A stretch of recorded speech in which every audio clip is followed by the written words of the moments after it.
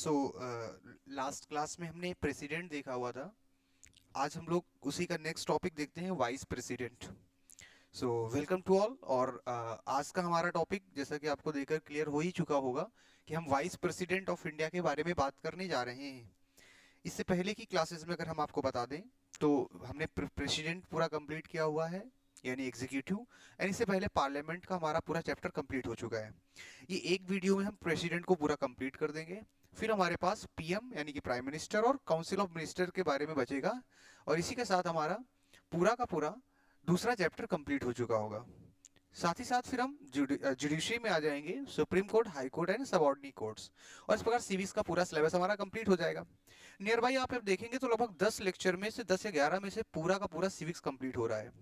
Boards के लिए बहुत ही इंपॉर्टेंट है, डिटेल मैंने यहाँ पर कवर अप किया हुआ है। और अगर आप देखेंगे तो मैं यहाँ पर खुद हैंड रिटेन नोट्स बनाया है मैंने। और बेसिकली हैंड रिटेन मैंने इसलिए बनाया है कि जिससे काफ़ी हद तक चीज़ें क्लियर आउट रहें कि अपन को करना कैसे होता है, क्या क्या चीज़ें होती हैं। ठीक है। सो बहुत ही छोटा टॉपिक है वाइस प्रेसिडेंट, क्योंकि हमारे सिलेबस में बहुत डिटेल में चीज़ें एक्सप्लेन नहीं की गई हैं। तो शुरू करते हैं बिना टाइम को वेस्ट किए हुए। और लेकिन अगर अभी भी आपने इससे पहले के लेक्चर्स नहीं देखे हैं और अगर आप न्यू फ्रेशर्स हैं, हिस्ट्री और सिविक्स और ज्योग्राफी मैंने बोला था इस सब्जेक्ट से लेकर के आपको टेंशन छोड़ देनी है। बिकॉज अब ये मान के चलिए कि यहाँ पर हम वो सारी चीज़ें डिस्कस करने वाले हैं जो भी एग्जाम से रिलेटेड होगा, और फुल डिटेल में। सीधे मुद्दे में आते हैं। सबसे पहला टॉपिक हमारा है यहाँ पर वाइस प्रेसिडेंट ऑफ इंडिया। तो शुरू करते हैं। यहाँ पर थोड़ा सा आपको क्लैरिटी कम दिख रहा होगा, मैंने पिक्चर ऐड किया, बाकी मैंने डिटेल पूरा लिखा हुआ है। लेकिन फिर भी मैं आपको बता देता हूँ कि क्या क्या चीज़ें आपको वाइस प्रेसिडेंट के बारे में पता होना चाहिए। सबसे पहली चीज़ पता होना चाहिए, वाइस प्रेसिडेंट कौन होता है, उसका इलेक्शन कैसे होता है। ठीक है। इसके बाद उसके बारे में कॉन्स्टिट्यूशन प्रोविजन क्या दिए गए हैं। अपार्ट फ्रॉम दैट कितने सालों के लिए होगा, वर्किंग क्या होती है, पावर क्या होती है, उसे शपथ कौन दिलाता है। ये सारी चीजें आपको वाइस प्रेसिडेंट के बारे में पता होनी चाहिए। सबसे पहले अगर आप आते हैं, ये हमारे वर्तमान के वाइस प्रेसिडेंट हैं, यानी कि उपराष्ट्रपति वाइस प्रेसिडेंट को बोलते हैं। कमेंट सेक्शन में आप बताइए जरा कि हमारे वर्तमान में उपराष्ट्रपति जी का क्या नाम है। एक और चीज खास बात यह है कि जो भी भारत का वाइस प्रेसिडेंट होगा वो राज्यसभा का चेयरपर्सन भी होता है, इसीलिए ये चेयरपर्सन भी है। शुरुआत क्योंकि कर ही रहे, टॉपिक भी बहुत लंबा वीडियो नहीं जाने वाला है, बहुत छोटा टॉपिक है। मैं आपको बता देता हूं भारत के पहले वाइस प्रेसिडेंट कौन थे, डॉक्टर सर्वपल्ली राधाकृष्णन। अगर कभी भी एमसीक्यू है, क्योंकि बोर्ड में ये एमसीक्यू पूछा जा चुका है कि who was the first chairperson of a Rajya Sabha, तो क्योंकि जो वाइस प्रेसिडेंट रहा होगा फर्स्ट वही चेयरपर्सन रहा होगा। ये 2020 टू 23 के आसपास बोर्ड में आया था। तो सर्वपल्ली राधाकृष्णन ही राज्यसभा के पहले चेयरमैन बने थे। That was the first thing. फिर क्वेश्चन आता है कि यार उपराष्ट्रपति के बारे में जब वाइस प्रेसिडेंट के बारे में पढ़ ही रहे हैं तो और क्या क्या चीजें हमें पता होनी चाहिए। तो आपको मालूम होना चाहिए वाइस प्रेसिडेंट को हम सेकेंड पर्सन ऑफ इंडिया कहते हैं। यानी जो वाइस प्रेसिडेंट होता है वो सेकेंड पर्सन ऑफ इंडिया कहा जाता है। फर्स्ट पर्सन ऑफ इंडिया किसे कहते हैं, प्रेसिडेंट को, जो कि हमने पढ़ रखा है। दूसरी चीज इसी के बगल में मैंने लिख ही दिया यहाँ पर कि राज्यसभा का हेड कौन होता है, राज्यसभा का चेयरपर्सन कौन होता है, तो वो होता है आपका वाइस प्रेसिडेंट। क्लियर है। ओके।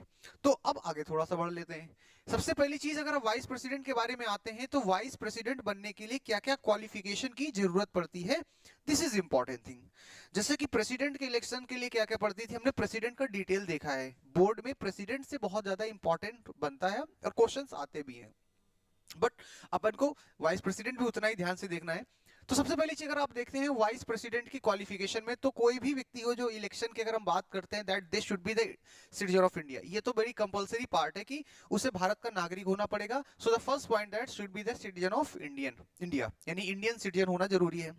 फिर दूसरा आता है age factor. For example Lok Sabha के लिए कितना देखो मैं इसलिए मैं बार बार फैक्ट रिवाइज करता हूँ क्योंकि यही एमसीक्यू बन के आते हैं। किसी भी स्टूडेंट के लिए एमसीक्यू बड़ा चैलेंज होता है, तो सुनते सुनते भी चीजें याद हो जाती हैं। लोकसभा के लिए 25 ईयर मिनिमम एज चाहिए, राज्यसभा के मेंबर के लिए 30 चाहिए, प्रेसिडेंट के लिए 35 चाहिए, और वाइस प्रेसिडेंट भी अगर आपको इलेक्शन में पार्टिसिपेट करना है तो 35 ईयर मिनिमम एज आपको चाहिए। क्लियर है। अच्छा, इसके बाद फिर कहता है साहब, क्वालिफिकेशन ऑफ वाइस प्रेसिडेंट में कह रहा है not hold any office of profit.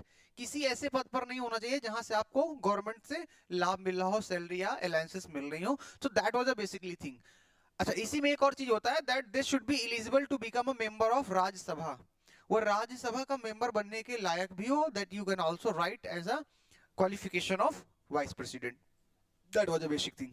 ठीक है, तो क्वालिफिकेशन अपन को क्लियर हो गई कि वाइस प्रेसिडेंट जो बनेगा उसके लिए क्या क्या क्वालिफिकेशन की नीड होती है। अब आता है अगला प्रोसेस, साहब इलेक्शंस कैसे होते हैं। तो इलेक्शंस के बारे में भी हमें थोड़ा सा आइडिया होना चाहिए। अच्छा, पहली चीज तो हम आपको बता देते हैं कि जो इलेक्शन होता है वाइस प्रेसिडेंट का, वो इनडायरेक्ट इलेक्शन होता है, आपको ये मालूम होना चाहिए। इनडायरेक्ट इलेक्शन होता है, ठीक है। वाइस प्रेसिडेंट का इलेक्शन जो होता है वो इनडायरेक्ट मेथड से अपनाया जाता है। फिर वही चीजें आ जाती है जैसे कि वाइस प्रेसिडेंट का इलेक्शन इनडायरेक्ट होता है, टाइम को बचाना, पावर क्लैश ना हो, ठीक है, ये केवल बस फंक्शनिंग करता है राज्यसभा के, इसके अलावा बहुत ज्यादा कोई इसके वर्क नहीं, काम नहीं है। तो दैट वाज अ थिंग। फिर आता है क्वेश्चन कि साहब इलेक्शन में पार्टिसिपेट कौन करेगा। जो वाइस प्रेसिडेंट है उसका जब इलेक्शन कंडक्ट कराया जाएगा तो इलेक्शन में वोटिंग कौन करेगा। तो that was a second thing. तो वाइस प्रेसिडेंट के इलेक्शन में जो पार्टिसिपेट करने वाले लोग होंगे उनके ग्रुप को क्या बोला जाता है, इलेक्टोरल कॉलेज, जैसे कि हमने प्रेसिडेंट में भी देखा था।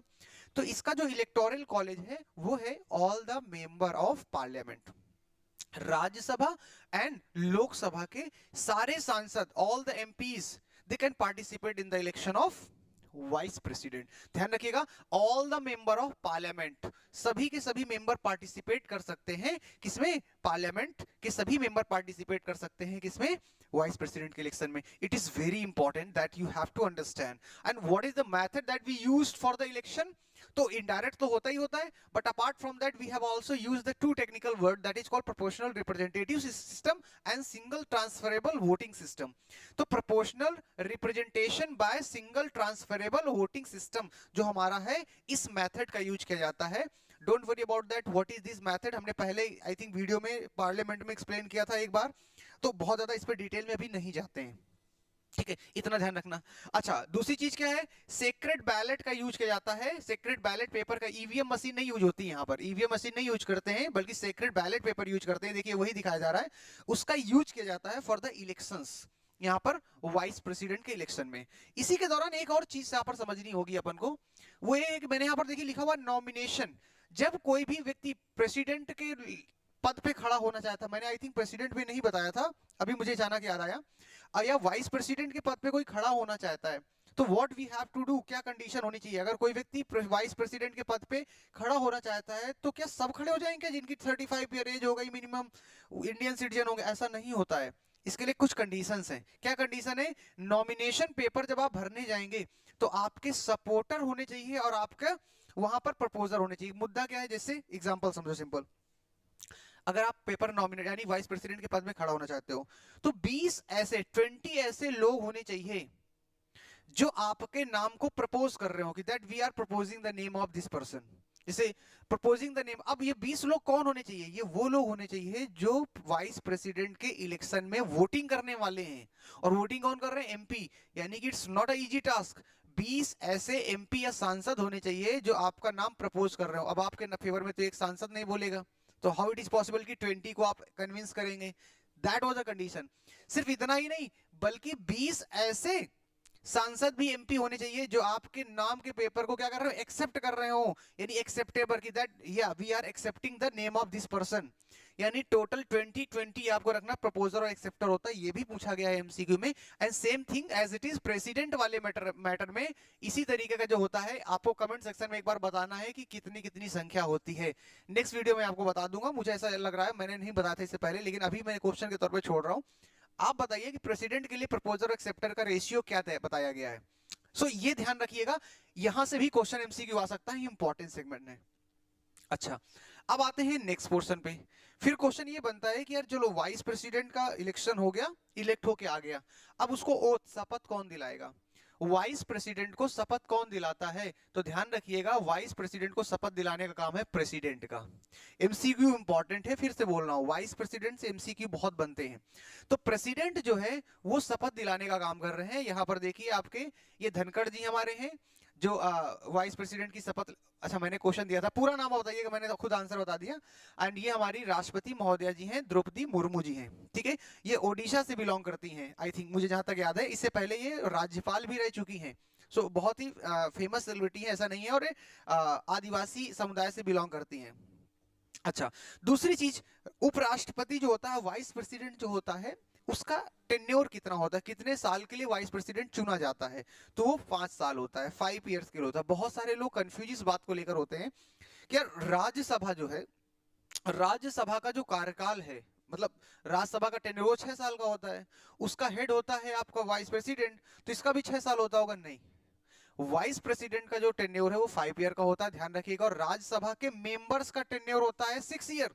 लेकिन राज्यसभा जो है वो डिसॉल्व ही नहीं कर सकती है, तो उसका कोई टेन्योर नहीं होता है, ये भी ध्यान रखिएगा, क्योंकि बहुत सारे लोग कंफ्यूज रहते हैं इस बात को लेकर के भी। तो 5 साल होता है, ठीक है। और जैसा कि अभी आपने देखा ही कि जो व्यक्ति वाइस प्रेसिडेंट बन जाएगा वही राज्यसभा का चेयरपर्सन कहलाएगा, that is called ex officio. तो अगर आपसे पूछा जाए एक्स ऑफिशियो ऑफ राज्यसभा कौन है, तो आप कह सकते हो वाइस प्रेसिडेंट होता है ex officio of Rajya Sabha. Clear है? इट इज वेरी क्लियर, बहुत ही सिंपल। अच्छा, आगे बढ़ते हैं। अब अगला छोटा सा टॉपिक ये बनता है कि साहब अगर कोई व्यक्ति राज्यसभा सॉरी वाइस प्रेसिडेंट के तौर पे अपॉइंट कर दिया गया, तो ये बताइए कि उसको हटाने का भी कोई प्रोसेस है क्या, कैसे हटाया जाएगा? तो बहुत टेक्निकल इसका प्रोसेस नहीं है, लेकिन फिर भी थोड़ा सा इसमें चीजों को ध्यान में रखना है। क्या क्या चीजें हैं? पहली चीज तो राज्यसभा, सॉरी पहले मैं शुरू से बता देता हूं, वो तो है ही है। अगर आप वाइस प्रेसिडेंट को हटाना चाहते हो, तो वाइस प्रेसिडेंट को भी हटाने का सिर्फ एक ही कारण है और कोई तरीका नहीं हो सकता, that on the violation of constitution. If somebody violate the constitution in the place of like president and vice president, then only you can remove the president or vice president from their office. वैसे ही but जो president के removal की process उसको हम impeachment कहते हैं, and impeachment word का प्रयोग केवल और केवल प्रेसिडेंट को हटाने के लिए ही किया जाता है, इसके अलावा नहीं किया जाता कहीं पर भी, चाहे वो सुप्रीम कोर्ट के जजेस हो या वाइस प्रेसिडेंट हो। ध्यान रखिए, कई किताबें लिख देती हैं बाई मिस्टेक, बट ऐसा नहीं है, कॉन्स्टिट्यूशन में ऐसा कहीं नहीं लिखा गया है। But the important thing is that कि जो वाइस प्रेसिडेंट है उसको भी हटाया जा सकता है, लेकिन वायलेशन ऑफ कॉन्स्टिट्यूशन पे। फिर दूसरा, यदि वाइस प्रेसिडेंट को हटाना चाहते हो तो हटाने की शुरुआत कहां से होगी? ये तो क्लियर है, पार्लियामेंट में। लेकिन पार्लियामेंट में भी लोकसभा या राज्यसभा दोनों हाउस से शुरू कर सकते हैं क्या? नहीं, it can be only started from the Rajya Sabha, because Rajya Sabha को चेयरपर्सन होता है। ध्यान रखिएगा, it is very important. Resolution pass by the Rajya Sabha, only Rajya Sabha can पर more than 50% of the total membership. और इसमें भी क्या है, स्पेशल मेजोरिटी नहीं है, जितने मेंबर टोटल राज्यसभा के हैं उसका 50% से ज्यादा मेंबर्स अगर उस पेशेंट देंगे तभी वो आगे का प्रोसीजर बढ़ेगा, यानी कि लोकसभा में जाएगा। That it is always pass from the Rajya Sabha resolution हटाने का। 50% आपका टोटल मेंबरशिप का एसेंट चाहिए, और जब ये हो जाएगा तो लोकसभा को भी पास करना होगा उस प्रपोजल को। लेकिन लोकसभा के लिए सिंपल मेजोरिटी बताई गई है, सिंपल मेजोरिटी से अगर पास कर देता है देन ये माना जाएगा कि राज्यसभा को उसके पद से हटाया जाता है। So this is the procedure, Rajya Sabha को हटाने, राज्यसभा कह रहे हैं, वाइस प्रेसिडेंट को हटाने का प्रोसीजर माना जाता है। Now the thing is that अब आ जाता है कि जो वाइस प्रेसिडेंट है उसकी पावर एंड फंक्शंस के बारे में। वाइस प्रेसिडेंट के पास क्या क्या पावर्स हैं, क्या क्या फंक्शंस हैं, इसके बारे में। और ये लास्ट टॉपिक है, इसी से हमारा ये चैप्टर फिनिश होगा। इसलिए मैंने पहले बताया था कि बहुत लंबा टॉपिक नहीं है, बहुत ही छोटा सा टॉपिक है, कॉन्साइज में है और बहुत ही आसान है, आपको चीजों को आप कर सकते हैं अच्छे तरीके से।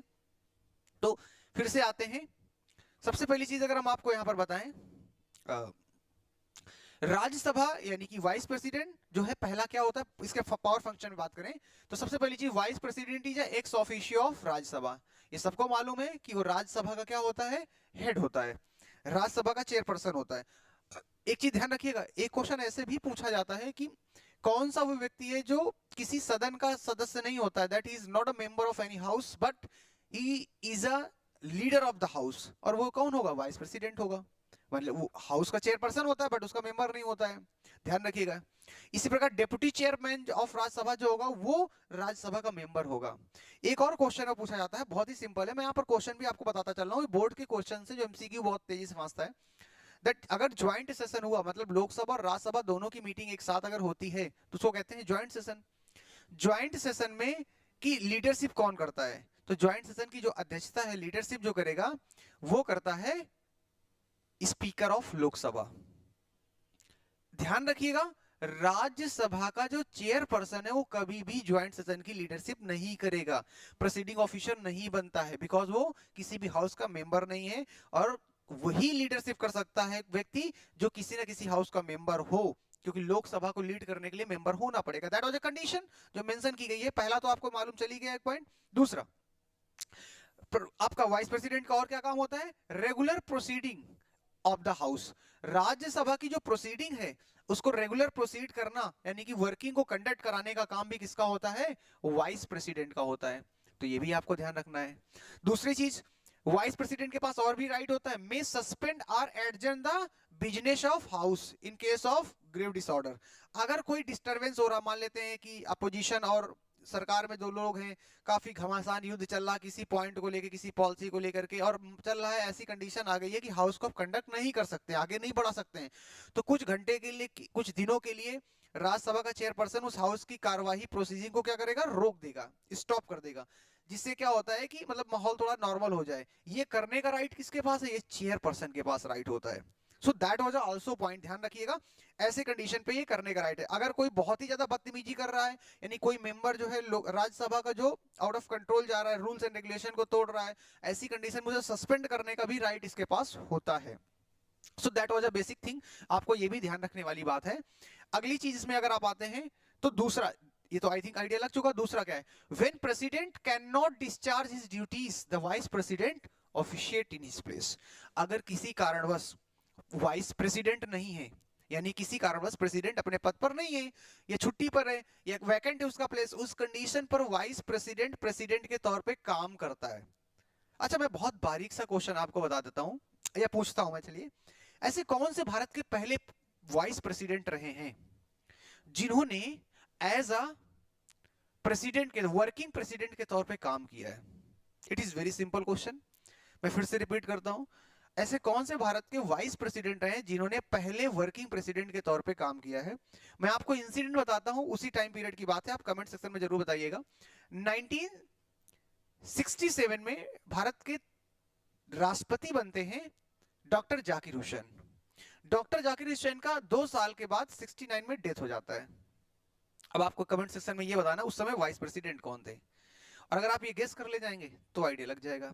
ठीक है, चलिए वापस आते हैं। अच्छा, ऐसा ही एक बार और हुआ, 2 वाइस प्रेसिडेंट ऐसे हैं जिनकी ड्यूरिंग द वर्किंग डेथ हुई है। एक आपातकाल यानी इमरजेंसी के दौरान में 1974 में प्रेसिडेंट बनते हैं फखरुद्दीन अली अहमद, और उसी टाइम 3 साल बाद यानी 77 में उनकी डेथ हो जाती है। उस समय भी वर्किंग प्रेसिडेंट के तौर पे कौन करता है? एक छोटा सा क्वेश्चन और मैं छोड़ रहा हूं, बहुत ही इंटरेस्टिंग है। बहुत, civics is very interesting actually, अगर आप पॉलिटिक्स बहुत अच्छे से पढ़ रहे हो। एकमात्र ऐसे व्यक्ति हुए हैं जो भारत के सुप्रीम कोर्ट के CGI chief justice of India बने हैं, वो भारत के वाइस प्रेसिडेंट बने हैं, और भारत के वर्किंग प्रेसिडेंट के तौर पे भी काम किया उन्होंने। उनका नाम भी कमेंट सेक्शन में बताइए। ये चलिए मैं बता ही देता हूं, मोहम्मद हिदायतुल्लाह जी हैं। एक बार इन्हें गूगल पे जाकर सर्च आउट जरूर करिएगा, इज वेरी इंटरेस्टिंग फैक्ट्स। और आप जो भी मैंने पूछा है उन कमेंट सेक्शन में जरूर बताएं उनको। चलिए वापस लौटते हैं। तो सबसे पहली चीज हमने अभी बताया आपको कि प्रेसिडेंट के तौर पे काम करता है। अच्छा, दूसरी चीज, किस किस जगहों पर प्रेसिडेंट की जगह पर वाइस प्रेसिडेंट आ सकता है, कब कब आ सकता है? तो पहली कंडीशन, प्रेसिडेंट की जगह पर वाइस प्रेसिडेंट कब आ सकता है? तो पहली कंडीशन आ सकता है यदि प्रेसिडेंट की क्या हो जाए? डेथ हो जाए। ये तो पॉसिबल है, जैसे मैंने बताया अभी 2 बार हुआ भी। 1969 में हुई, 1969 में जब डेथ हुई तो उस समय जो हमारे वाइस प्रेसिडेंट थे वो एज अ वर्किंग प्रेसिडेंट के तौर पे उन्होंने किया, अच्छा काम किया। दूसरी चीज, यदि प्रेसिडेंट रिजाइन कर दे ड्यूरिंग द रेजिग्नेशन, रिजाइन भी कर सकता है, पता लगा प्रेसिडेंट बना, मजा नहीं आ रहा है, रिजाइन मार दिया, चले गए। Removal of the president, president को हटाया गया on the violation of the, आज तक इतिहास में भारत में किसी भी राष्ट्रपति को हटाया नहीं गया है, ये भी सच है, लेकिन मान लेते हैं अगर हटाया जाए। इसके बाद in the absence of illness, ये भी तो हो सकता है प्रेसिडेंट बीमार हो गया किसी कारणवश कुछ दिनों के लिए, तो उसकी जगह पर काम करने के लिए वाइस प्रेसिडेंट के लिए दिया गया जिम्मेदारी। So that was also the point. तो इस प्रकार कहीं ना कहीं ये प्रेसिडेंट के हमारे कुछ काम होते हैं। इसी के साथ एक और फैक्ट ध्यान रखिएगा। चलिए ठीक है, इतना हमारा काम पर्याप्त है, इतने फैक्ट्स सफिशिएंट है, यही पावर्स होती है, बहुत ज्यादा नहीं है। और फिर इसके बाद जो वर्ल्ड टूर वगैरह में इंडिया को रिप्रेजेंट करने का काम करते हैं प्रेसिडेंट के बाद सेकंड नंबर पे, तो that was a basically thing. तो प्रेसिडेंट से इससे ज्यादा नहीं पूछेगा। बोर्ड में क्या क्या चीजें पूछी जा सकती हैं ये आपको ध्यान रखनी है थोड़ी सी। बोर्ड में अगर आप देखेंगे तो बहुत ज्यादा चीजें नहीं फिर भी, लेकिन अगर आप जाते हैं तो बोर्ड में पावर्स पूछी जाती हैं, एक्स ऑफिशियो वाला बहुत पूछा जाता है, एमसीक्यू बहुत पूछी जाती है चीजें, रिमूवल प्रोसेस पूछ सकता है। इतने ही बेसिक्स क्वेश्चंस आपसे बनेंगे। छोटा सा वीडियो था, प्रेसिडेंट के बाद हमने वाइस प्रेसिडेंट कंप्लीट किया है। नेक्स्ट लेक्चर में हम आपको प्राइम मिनिस्टर और COM council of minister complete करेंगे और एग्जीक्यूटिव यहाँ से हमारा कंप्लीट हो जाएगा। आई होप चैप्टर्स पढ़ने में अब आपको इंटरेस्ट आ रहा हो। ये हैंड रिटन नोट्स भी हम आपको प्रोवाइड कर देंगे सारी चीज़ों को। इट्स वेरी इजी और बस लगे रहिए। कोई दिक्कत परेशानी हो तो फिर कमेंट सेक्शन में बताइए, हम उस पर भी काम करेंगे। हिस्ट्री के वीडियो भी आपको लगातार मिलने वाले हैं बहुत जल्दी, इसके जस्ट सिविक्स खत्म होने के बाद। बहुत क्लियर है, पहले हम सिविक्स की बात करेंगे फिर हिस्ट्री बात करेंगे, लेकिन हिस्ट्री के साथ हम पैरेलल जियोग्राफी चालू करेंगे और जियोग्राफी के साथ मैप भी हम देखना चालू कर देंगे। ठीक है, तो ये सारी चीजें हमारी चलेंगी, वर्कआउट रहेंगी। मिलते हैं नेक्स्ट वीडियो में, तब तक के लिए नमस्कार, अपना ध्यान रखिए, धन्यवाद।